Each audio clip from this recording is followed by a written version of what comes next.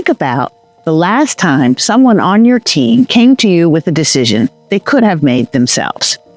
Maybe they walked into your office or sent you a message asking for your input.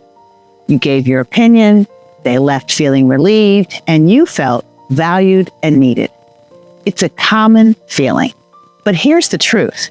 That feeling is misleading. It's not a sign that your team needs you more. It's a sign that your business doesn't have a clear decision-making system in place. Instead, you've become the default person for every decision, and that's costing you far more than you realize. This is something that happens a lot in companies earning between $500,000 and $15 million annually. It's not because your team lacks talent or confidence. It's a structural issue. Without clearly defined decision rights and roles, all decisions end up landing on your desk. And that's time you could be spending on more important things, like growing the business or focusing on strategy, instead of constantly being the decision maker for everything. Here's what's going on behind the scenes. If it's unclear who has the authority to decide on different types of issues, then everyone assumes that you, as the leader, are the only one that can make those calls. Research from Bain Company shows that only about 15% of companies actually have effective decision-making processes. The rest don't lack smart people. They just don't have clear decision rights defined. And as a result, things like vendor changes, budget approvals, or project go-aheads get escalated unnecessarily to you. Think about how inefficient that is. It could be a manager asking for approval on a vendor swap they already know is the right move, or a quick decision turning into a long call because no one was empowered to make the final call. Maybe you find yourself working late, clearing decision backlogs that don't really belong to you. And these aren't just small-time distractions. They amount to hours and hours lost each week. So, what's the fix? It's actually pretty straightforward, although it does take some attention.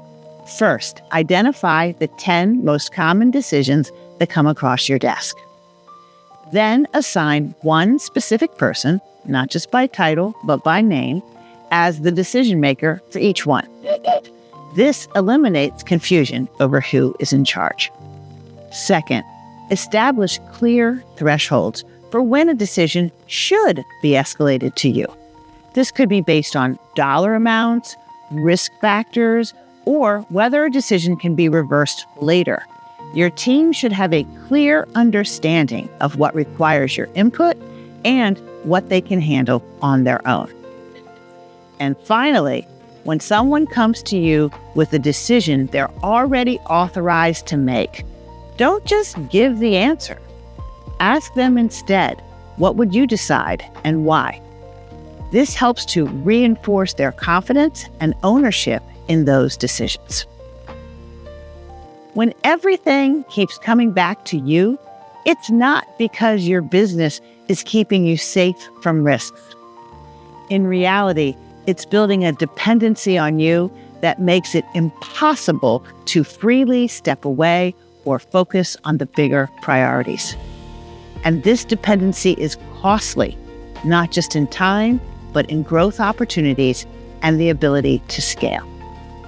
If you want to stop being the bottleneck and start driving your business forward with clarity, then it's time to rethink how decisions get made in your company. Because the most expensive thing your business pays for every day is the cost of decision escalation. And that's a cost that you don't have to keep paying. The businesses that scale in this new era aren't built on effort. They're built on design. And that's the work I do, helping business owners go from chaos and overwhelm to clarity and structure and redesign their businesses for the future. I'm Angie Dobransky, founder of RAD Strategic Partners and creator of the RAD Business Success Method. And this is how we build radical success.